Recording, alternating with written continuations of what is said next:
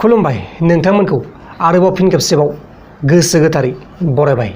दिनै 22 अक्ट'बर 2020 बिस्थिबार फैदो दिननि सानजौफुनि माखासे मोजां गाज्रि आरो फिसा गेदेर खौरांफोरखौ फारि फारि मिथिनानै लानि। लोगोफोर दिनै सानजौफुआव बांद्राय खौरां गैया। जाखिनि खौरां मोनदों बैफोर खौरांखौनो नोंथांमोननो फारि फारि बेखेवनोसै। गिबि खौराङा जाबाय उदालगुरि जिल्लानि सिङाव थानाय टंला जालुकबारि गामिनि सानस्रि नार्जारि बिथाङा 2020 मायथाइनि नेट आनजादाव 416 नाम्बार लानानै आनजादखौ उथ्रिसारनो हादों। जोबोर मोजां खौरां। जोंनि बर'फोरनि गेजेरावबो गोबां गोरों गोरों फरायसाफोर ओंखारगासिनो दङ।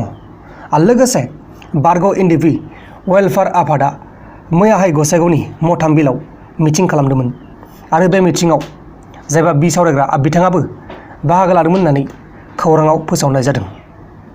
गुबुन फारसेथिं प्रमद बर' बिथाङा बुंनाय बायदिब्ला 650 कोटि रांनि जब कार्डआव बिपिएफनि माखासे लिडारफ्रा बा गेदेर गोलावफ्रा जाख्ल'दों होननानै खौरांगिरिनि मेलाव बुंदों। अब्ला दानिया फैदो गुबुन खौराङाव। गुबुन खौराङा जाबाय union minister of road transport and हाइवेनि नितिन गाडकारिया आसामाव लामा दालां आरो माखासे बुस्थुफोर बानायनो थाखाय 80,000 कोटि रां बाहायगोन होननानै बङाइगाव जिल्लायाव बुंदों। माने जोंनि बे आसामाव लामाफोरखौ साफा खालामनो थाखाय दालांफोर बानायनो थाखाय 80,000 कोटि रां खरसा खालामनाय जागोन। लोगोसे दिनै अमित शाह बिथांनि बार्थडे। बिथांनि बार्थडेआव नरेन्द्र मदिजों लोगोसे गोबां एक्टर एक्ट्रेस आरो माखासे लिडारफ्रा बिथांखौ बा बिथांनि बार्थडेआव गाहाम हामलायनाय जासिहरदों। बिथाङा दिनै 56 बोसोर जाबाय।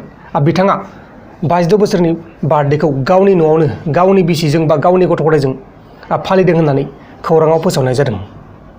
गुबुन खौराङा जाबाय चिराङाव बा चिरां जिल्लायाव ड्राग्स फालांगिरि खालामग्रा सानुर रहमानखौ काजलगाव सापागुरि ओनसोलनिफ्राय एरेस्ट खालामनो हादों। मानसिया नैबेनोमोन, बियो ड्राग्स फालांगिरि खालामदोंमोन बा ड्राग्स फानदोंमोन। दा बेनि देयावनो बेखौ एसएसबि आरो पुलिसफोरा जइन्ट अपारेसन खालामनानै सापागुरि ओनसोलाव एरेस्ट खालामनो हादों आरो दा बेखौ पुलिसफोरा हमनानै लांबाय जोबथेसालियाव। अब्ला दानिया फैदो जोबथारनाय खौराङाव।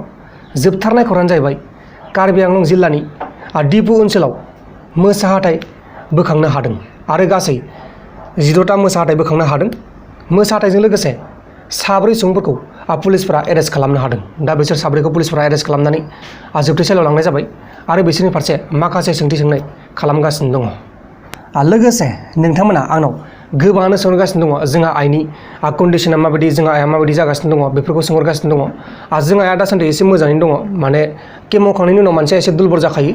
गोबानाय, खिनाय, बायदिसिना उदै सानाय बेफोरबायदिया जाखायो केम' होखांनायनि उनाव। आरो केम' होनाया दिनैजों 8 दिन जाबाय। 8 दिन नङा, दिनैजों 7 डेज जाबाय। 7 डेजनि उनाव एसे मोजां मोनदों।